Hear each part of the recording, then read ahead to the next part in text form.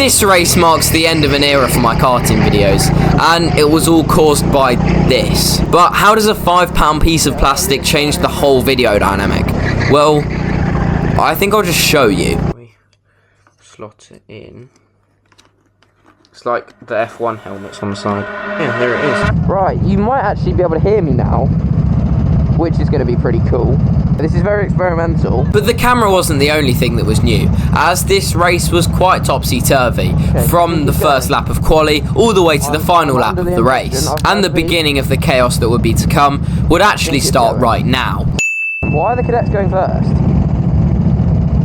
Oh, whatever. With the cadets being let out the pit lane first. Right, here we go. First time in a month, so I might be a bit rusty, but here we go.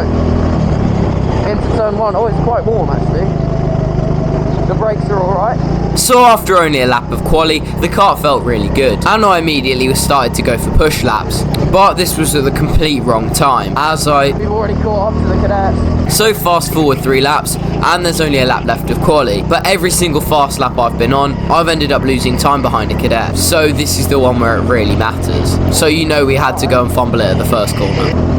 Yeah, that's frustrating, but I mean, I'm not sure. I don't know why cadets went out first, but it's an extra challenge. We like challenges. Even so, when we lined up on the dummy grid, I wasn't expecting to be this far back. So now it would be down to the start to see how many places we could make up. It's fine, it's doable, it's doable. Eyes to the lights. And foot to the floor. We're gonna try it. Can we get around? Yep. Got a good start. Now I'm getting sandwiched. I'm actually getting sandwiched. Around the outside. There we go. It's Bailey. Got through. Defending the inside. Right, Bailey does. Mate. Being rammed.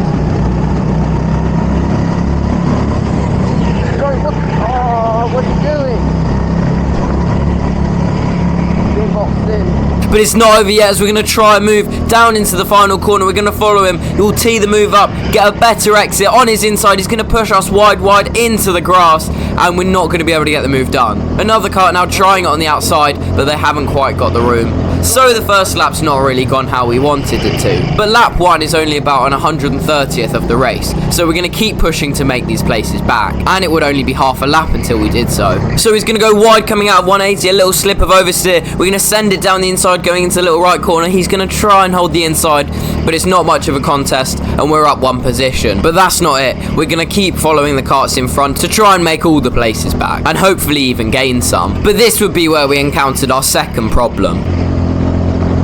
No pace on straight. But we tried to push through and catch up to the guy in front. But with every lap, his kart warmed up more. And despite how much I was catching him through the first and middle sector, we'd get to the main and back straights, and he'd pull away again. I've got nothing on the straight, man. But we dug deep, and in a couple laps, we began to catch up to him again. Then on this lap, with the help of Josh Haynes, we caught right up to the back of both of them. So we'll push Josh wide through Oak Tree. We're going to take the racing line and catch right up to the back of them. He's going to push him wide again, so we'll slot down the inside. Now side by side towards the final corner. We'll have the outside going in, but we're going to hold it on the inside for the second part and get the position.